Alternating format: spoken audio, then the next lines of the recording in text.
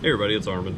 So this is a follow-up to my 2AZFE motor teardown, and I found some stuff after I finished that other video and uploaded it. I brought the motor to the machine shop, and when we were unloading it, there was some really good lighting, and we got to see that on the deck surface, it looked like someone had already done helicoil repairs. If you're familiar, helicoil repairs are the type that you drill over slightly, and then you insert just a thread insert.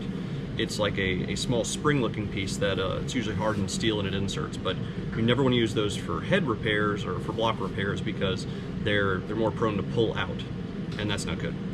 So what I had in that last video, as if you watch you'll notice, I had found that one of the head bolts was a T55, and I was like, oh cool, T55s. I grabbed my T55 and I broke several of the bolts loose, but not all of them came out. Some of them I thought were stripped out.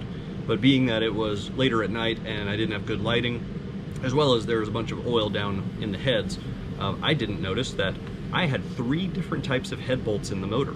So this motor had been repaired before. So the one that I'd successfully gotten was this T55, right? That is a T55 for sure. But then the next one, well, that one's a metric Allen head.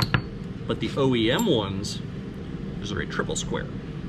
Now what I would like to point out here is that these are 3 different lengths.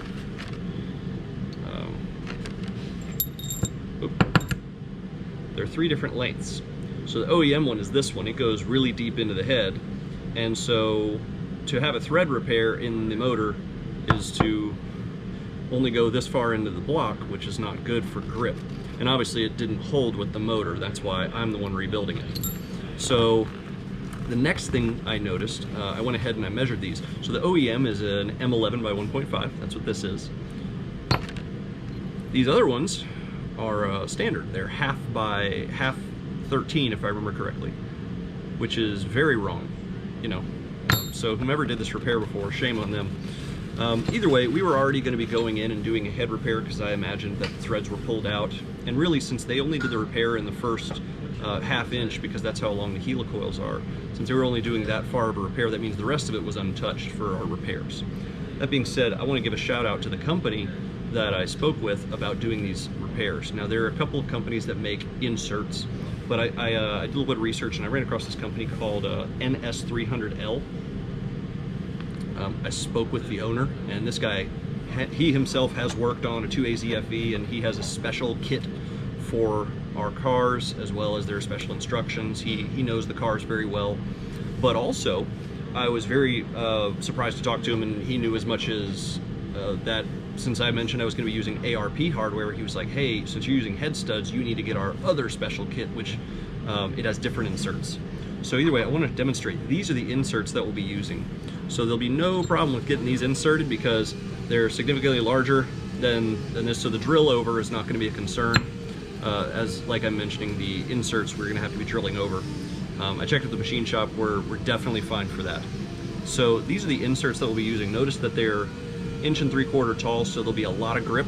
Also, these are intended to bottom out, so when you drill them out, they will absolutely bottom out, and then you'll have your studs anchored in the bottom instead of in the top, because we don't want to have pull out, and if you're anchored at the bottom, you have a much lesser chance of pull out with the threads.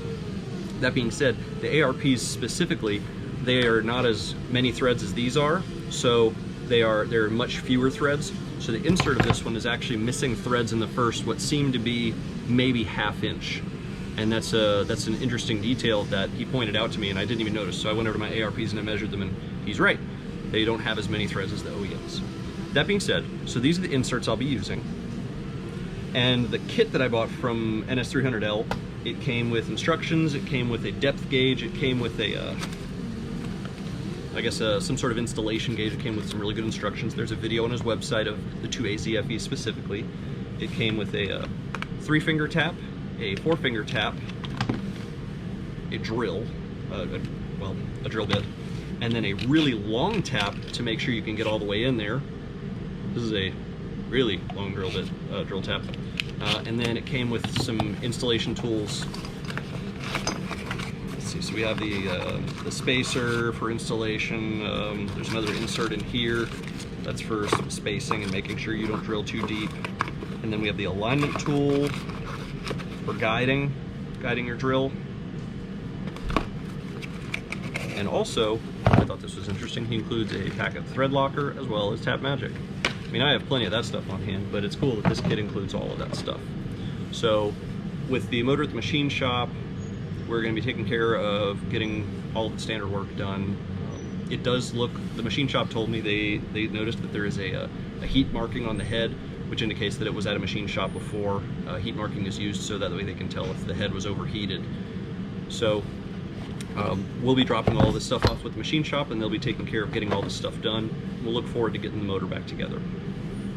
Thanks for watching, and check out NS300L if you ever need any thread inserts for your heads.